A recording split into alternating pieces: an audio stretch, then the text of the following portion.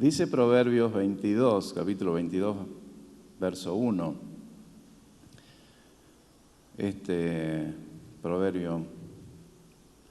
Los proverbios son muy importantes y tienen muchas verdades y están llenos de sabiduría.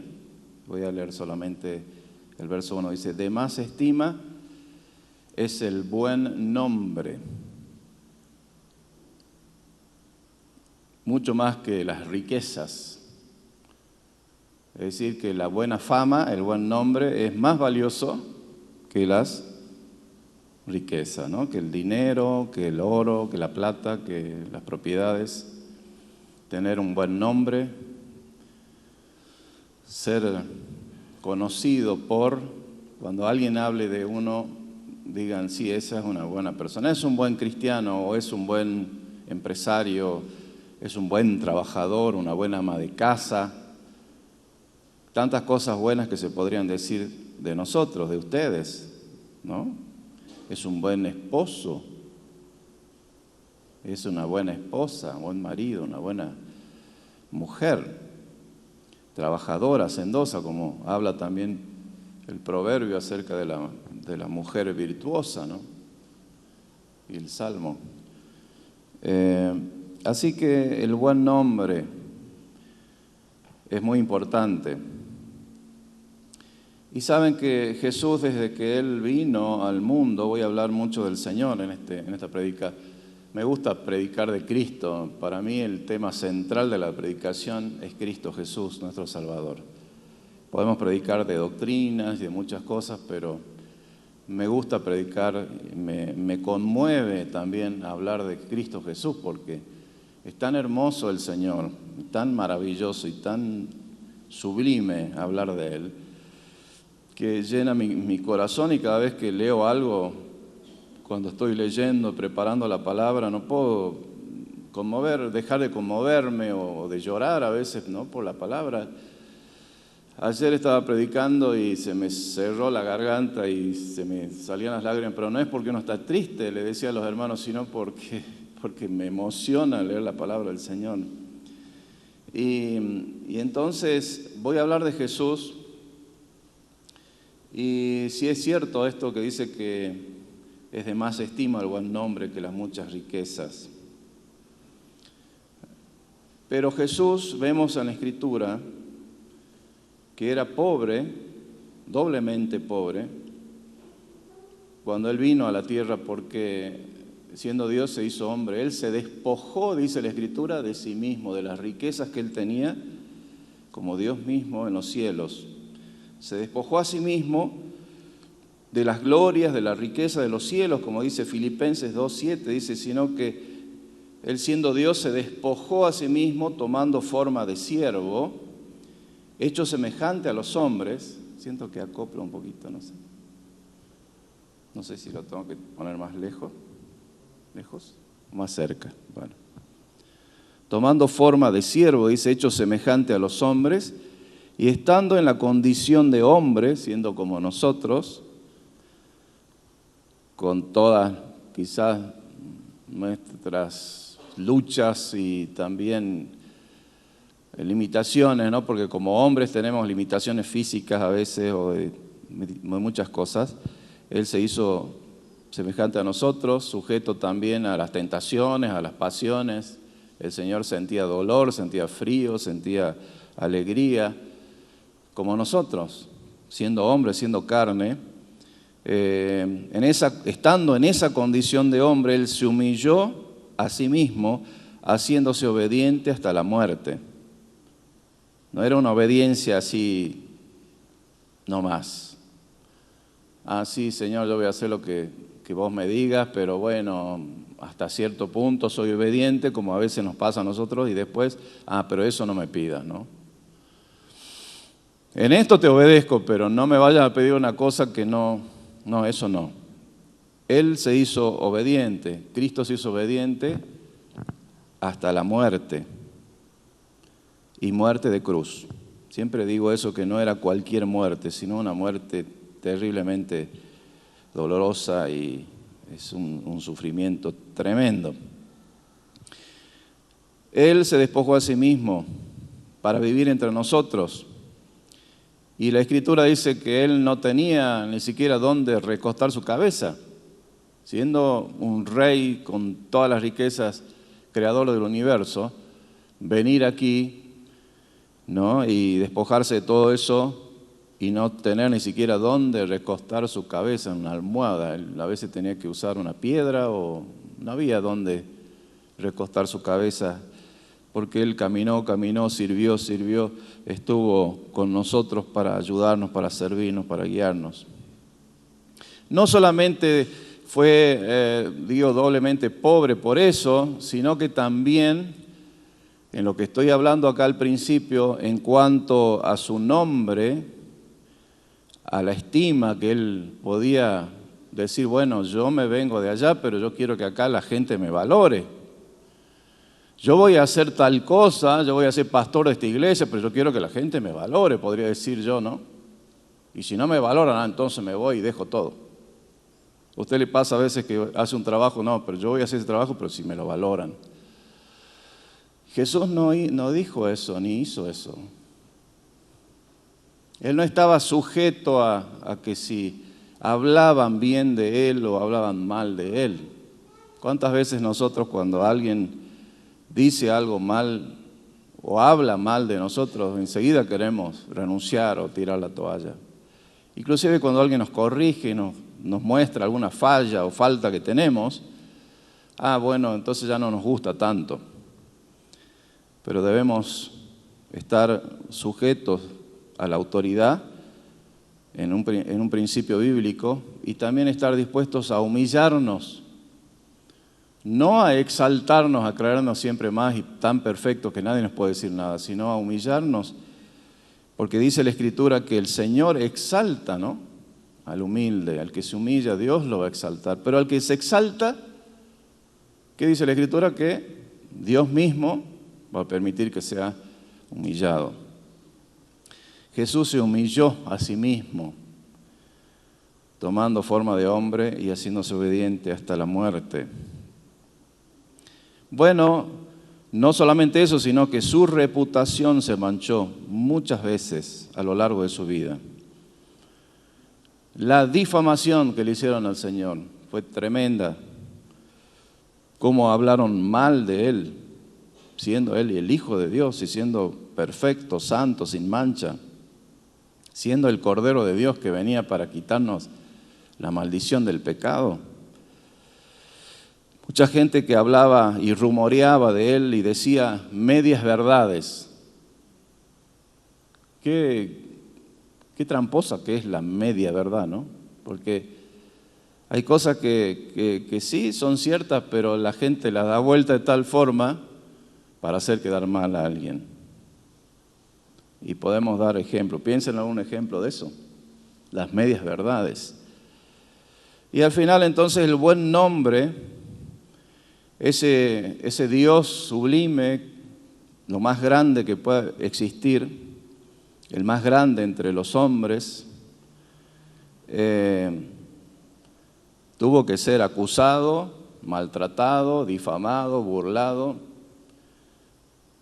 Y todas esas personas que en un principio a Él lo aclamaban y decían, Hosana, Hosana, el que viene en el nombre del Señor, y tendían sus mantos para que Él pase, y cortaron las ramas, ¿no?, de las palmeras, porque era lo único que tenían para honrar al Señor cuando Él entraba a Jerusalén. Esas mismas personas después eran los que lo acusaban y hablaban mal de Él, y decían, crucifíquenle.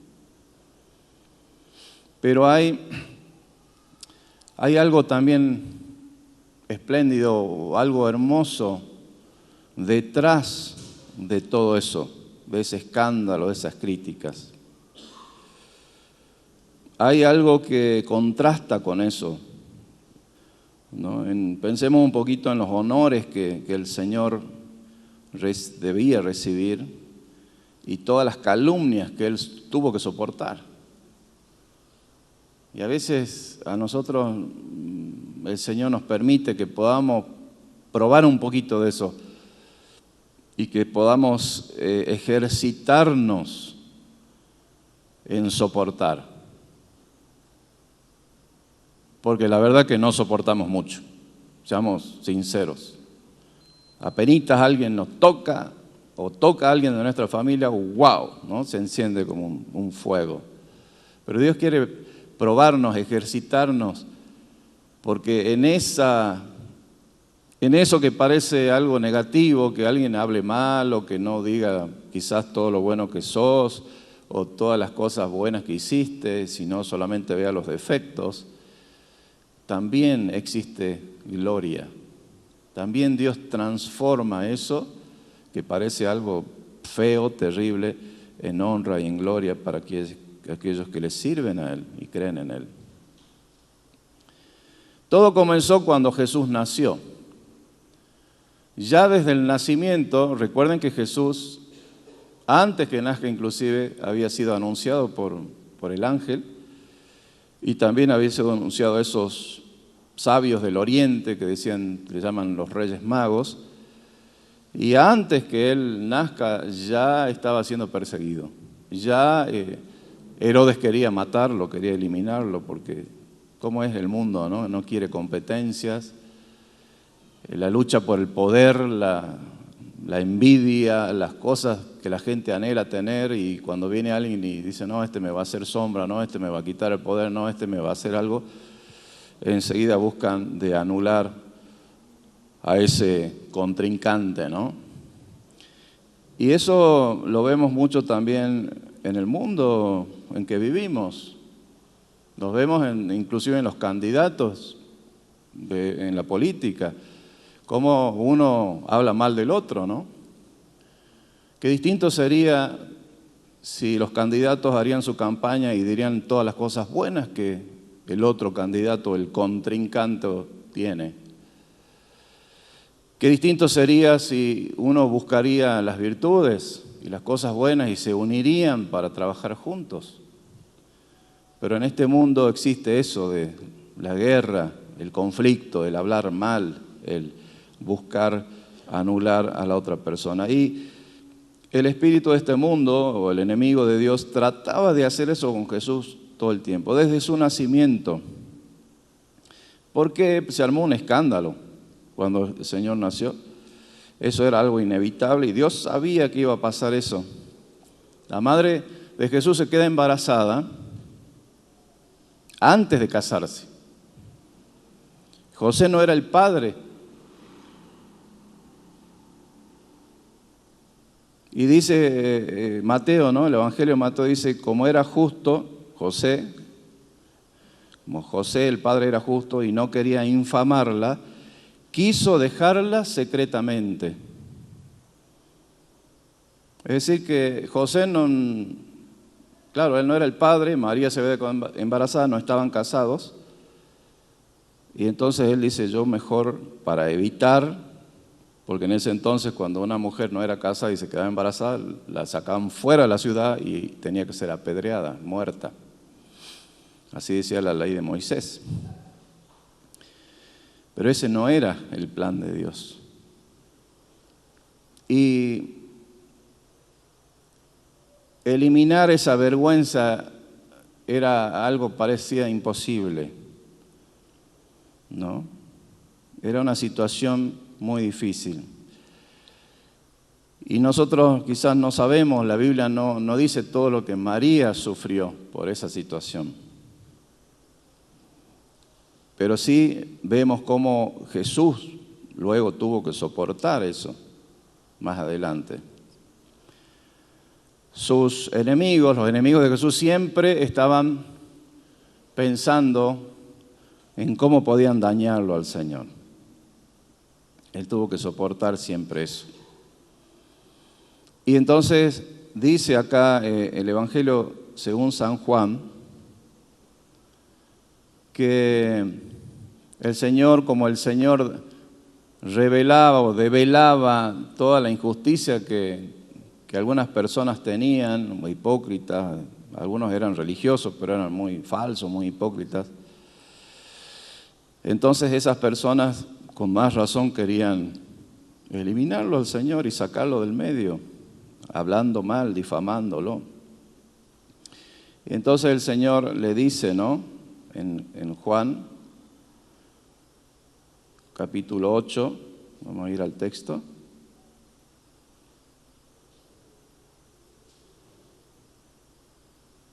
Dice,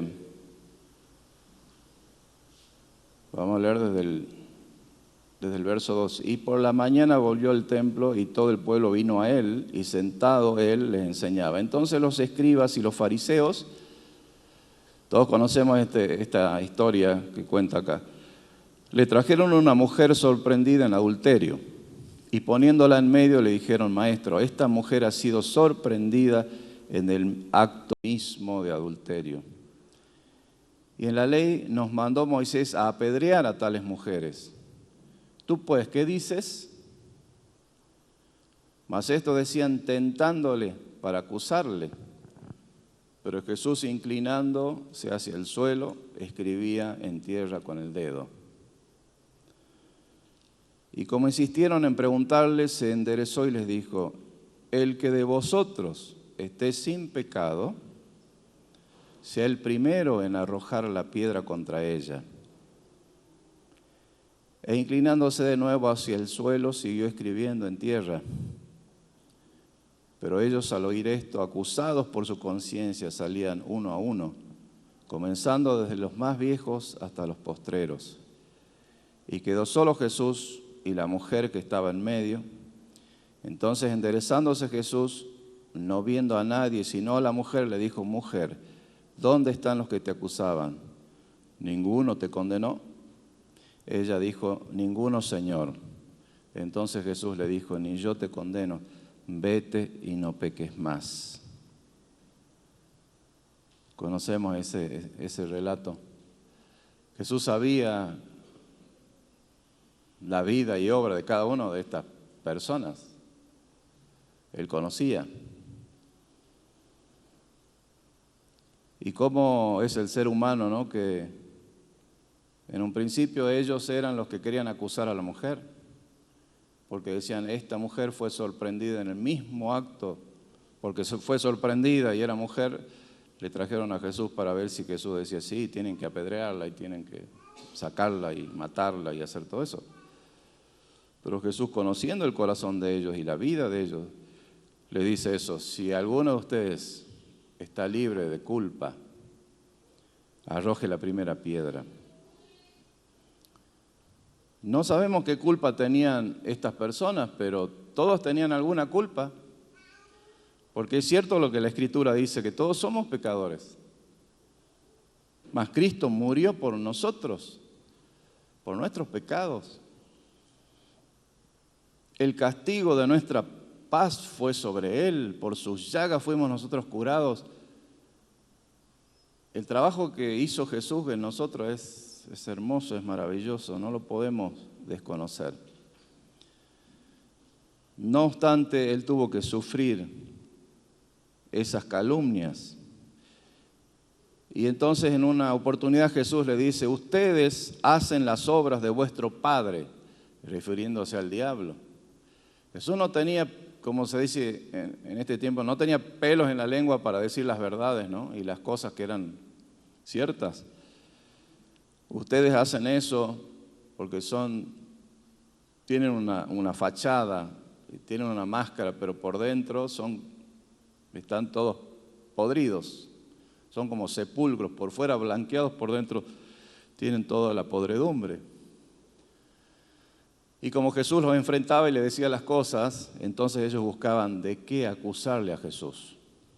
Y decían y planeaban y pensaban: ¿cómo podemos hacer para encontrar alguna falla a este hombre y para acusarlo y para desacreditarlo y para que él no pueda seguir haciendo lo que hace? No pueda seguir sirviendo, sanando a los enfermos, liberando a los demonios. Y Jesús era muy fuerte con ellos.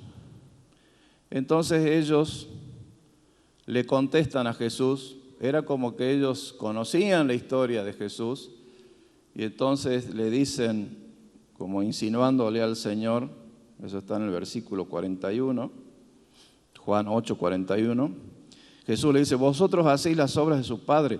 Entonces ellos le replican: nosotros no somos nacidos de fornicación, un Padre tenemos que es Dios. Ahí vemos cómo ellos sacaban a relucir eso, ¿no? Que como una duda acerca del nacimiento de Jesús. Le estaban diciendo a Jesús, en otras palabras, eres un bastardo. Nosotros no somos nacidos de fornicación. Así que el Señor tuvo que soportar eso. Pero detrás de esa calumnia existe una gran gloria, un gran honor. Es verdad, por eso digo, a veces las medias verdades son más peligrosas que las mentiras. Las medias verdades. Sí, era verdad que María se quedó embarazada antes de casarse. ¿Era cierto? Sí, era cierto.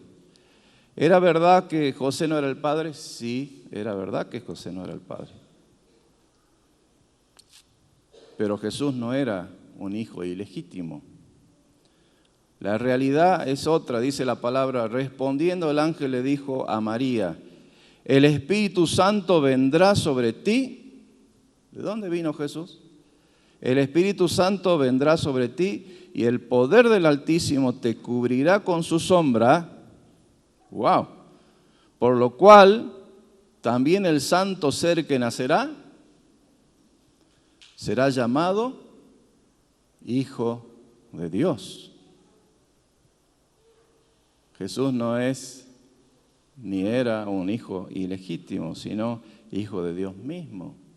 El mismo Espíritu Santo, dice el ángel, anunció a María, el Santo vendrá sobre ti y el poder del Altísimo, Dios mismo, te cubrirá con su sombra.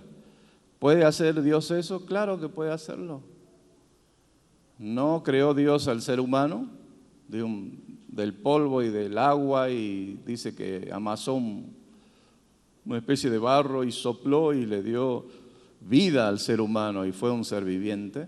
¿No creó Dios los cielos y la tierra? ¿No puede hacer eso Dios? Claro que lo puede hacer.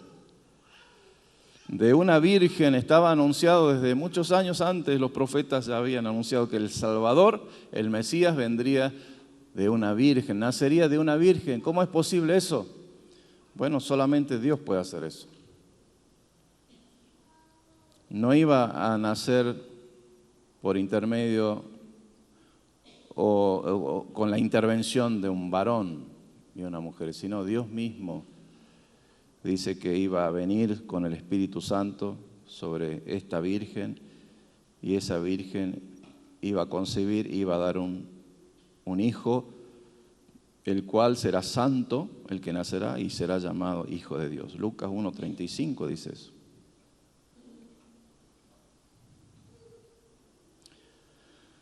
No hubo ni habrá otro nacimiento como ese.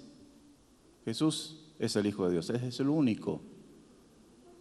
No hubo otro caso en la historia de la humanidad semejante a este. Porque solo hay un Hijo de Dios nacido de esta manera. Un humano sin mancha, un hombre que es Dios mismo, un Cordero perfecto, el Cordero que quita el pecado del mundo. A Él tenemos que oír. Dice que cuando Jesús se bautizó, Dios abrieron los cielos y el Espíritu Santo descendió en forma de paloma y dijo, este es mi Hijo amado, en quien tengo complacencia. A Él oíd. Así que las calumnias y las críticas de esta gente y de esta generación que le tocó al Señor vivir, era terrible. Él se sorprendía de estas personas, como ellos, de la maldad que tenían. Tanto que el Señor dice, en Mateo 11:16, dice, ¿a qué compararé esta generación?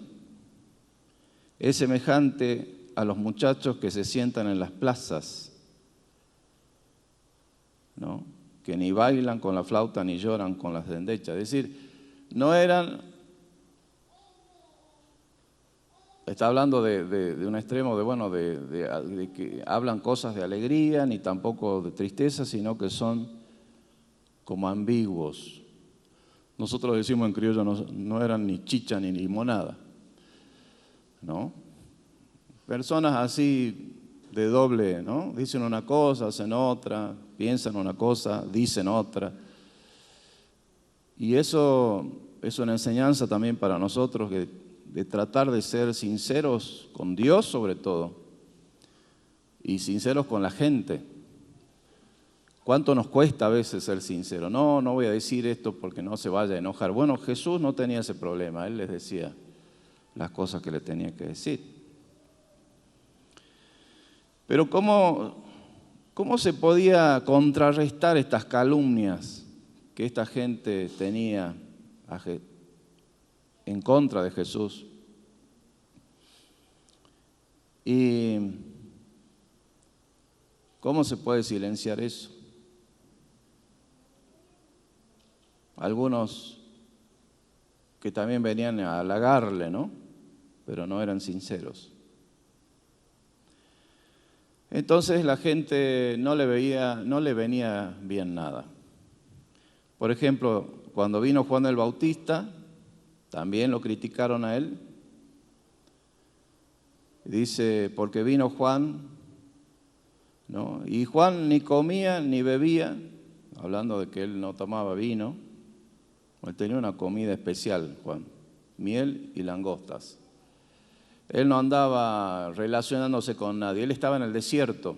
Juan el Bautista no se sentaba a comer con nadie, él estaba solo y aparecía donde estaba la gente y les predicaba y les decía, arrepiéntanse porque el reino de los cielos se ha acercado. Y de él, estos mismos fariseos hablaban mal y decían, demonio tiene. Esto está en Mateo 11, 18. Dice, porque vino Juan que ni comía ni bebía y dicen, demonio tiene. Vino el Hijo del Hombre que come y bebe y dicen, he aquí un hombre comilón y bebedor de vino, amigo de publicanos y de pecadores. Entonces, no le venía bien ni una cosa ni la otra. A veces nos pasa a nosotros eso, ¿no? Que si uno va a la casa de un hermano, bueno, que ¿por qué va? Y si uno no va, porque ¿por qué no va? ¿No le pasa a ustedes eso con algunos parientes también? ¿O con alguien? Que si hacen una cosa, pero ¿por qué hiciste eso? Y si no lo hace, pero ¿por qué no la hiciste? Bueno, al final no les conforma nada. Pero así es cuando alguien tiene ganas nomás de molestar, ¿no? Entonces Jesús venía a ser como esa, dice la Escritura, que Él venía a ser como una piedra de tropiezo para esta gente. Él es la piedra del ángulo, donde se basa, ¿no? Porque Él dice, ha venido a ser esa piedra desechada por los hombres, pero es la piedra del ángulo. Es muy lindo ese versículo. ¿Y por qué Jesús se sentaba con los publicanos, hablaba con las rameras, las prostitutas? ¿Por qué Él se sentaba y comía con ellos? Porque en ese entonces no se podía hacer eso. Era como que no, si yo me siento con esa gente me voy a contaminar, porque ellos son pecadores y yo no. Entonces no me tengo que juntar con ellos, ¿no? Pensaban los de la época, los religiosos de la época. Pero ¿por qué Jesús se sentaba con ellos? No era porque Él era como dice el dicho, bueno, dime con quién andas y te diré quién eres. No, eso no se cumplía en Jesús. Jesús no se sentaba con los que tomaban o con los comilones o con las prostitutas porque Él era como ellos, sino porque Él vino para salvar a los que estaban perdidos. Él mismo dice, ¿no? En Lucas 5:31, no he venido para los que están sanos. Los que están sanos no tienen necesidad de médicos, sino los enfermos. No he venido a llamar a justos, sino a pecadores al arrepentimiento. Bueno, el Señor ha venido para salvar a todos. ¿Dónde está el quid de la cuestión acá? En que nosotros reconozcamos que somos pecadores y reconozcamos y nos arrepintamos de nuestros pecados.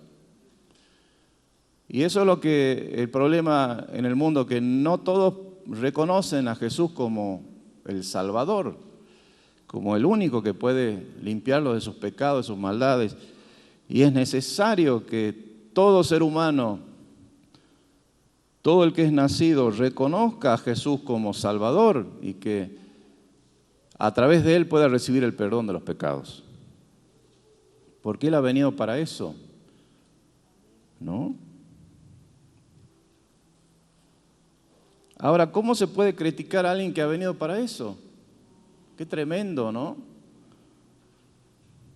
Hasta cuando Él sanaba a los enfermos, liberaba a los demonios, también lo criticaban por eso. Decían, por el príncipe de los demonios echa fuera a los demonios.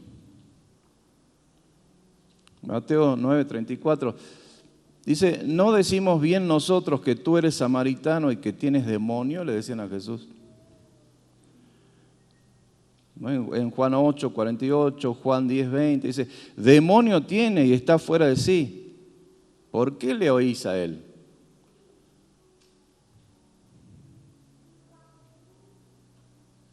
Él decía, por Belcebú echa fuera a los demonios, es decir, por el diablo echa fuera a los demonios. Le acusaban a Jesús de eso, calumniaban, trataban de manchar su prestigio, su nombre, su honra. Y Jesús, ¿qué le responde? Dice, una casa dividida contra sí misma no permanecerá. Él les explica eso y les dice que ciertamente ha llegado a vosotros el reino de Dios. Porque ¿cómo puede alguno entrar en la casa del hombre fuerte y saquear sus bienes si primero no le ata? Y entonces podrá saquear su casa. Quiere decir que Jesús vino para destruir las obras del maligno, del diablo. Entonces Él tenía que echar fuera a los demonios. Una casa dividida no puede mantenerse firme. Es decir, que Jesús no podían decir que Jesús tenía demonios y que Jesús echaba fuera a los demonios. No podían decir que Jesús venía a enfermar o a maldecir a la gente si Jesús sanaba a los enfermos. Libertaba, ¿no?, a los leprosos de su peste. Traía bendición, traía vida y no muerte. Bueno, no estaban conformes con eso, que Jesús sanaba, libertaba a los demonios. Entonces también lo acusaban de que él no guarda el sábado. Este hombre no procede de Dios, dice Juan 9:16, decían de él, porque no guarda el día de reposo. Este hombre es pecador, está fuera de sí. Miren la forma astuta, ¿no?, del diablo, de Satanás, de desacreditar al Hijo de Dios. Cuando él estaba sufriendo el castigo, la acusación falsa y había sido condenado, dice, a otro salvó, a sí mismo no se puede salvar. Venían en otra oportunidad, le acusaban, dice, nosotros les hemos escuchado decir, yo derribaré este templo hecho a mano y en 3 días lo edificaré, haré otro hecho sin mano.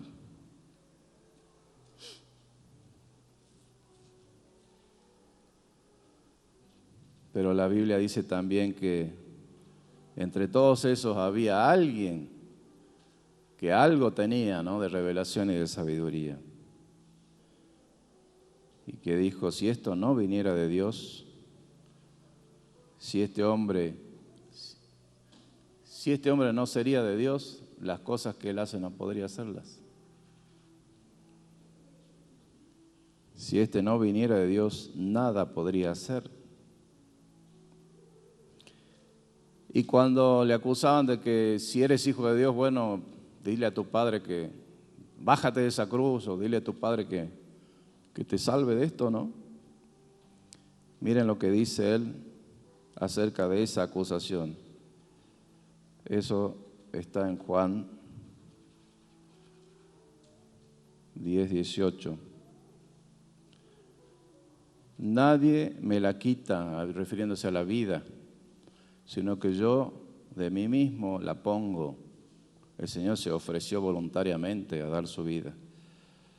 Tengo poder para ponerla a la vida, para entregarla, y tengo poder para volverla a tomar. Qué tremendo eso. Este mandamiento recibí de mi Padre. Jesús es la vida, era la vida, es la vida y será siempre la vida. Él puede dar, Él puede quitar o puede dar la vida. Es poderoso el Señor. Entonces, nuestra confianza debe estar en el Señor. En definitiva, para concluir, ¿qué es lo que a nosotros nos tiene que importar? Si alguien habla mal de nosotros por ser cristianos, o habla mentira, o habla medias verdades, esas son esas verdades que las distorsionan para hacernos quedar mal, o para borrar, o para que nuestro nombre sea difamado. Lo que a nosotros nos tiene que importar es qué es lo que Dios dice de ti. ¿Qué es lo que Dios dice de nosotros? ¿Qué es lo que Dios dice de mí y de ti? Porque eso es lo que realmente importa.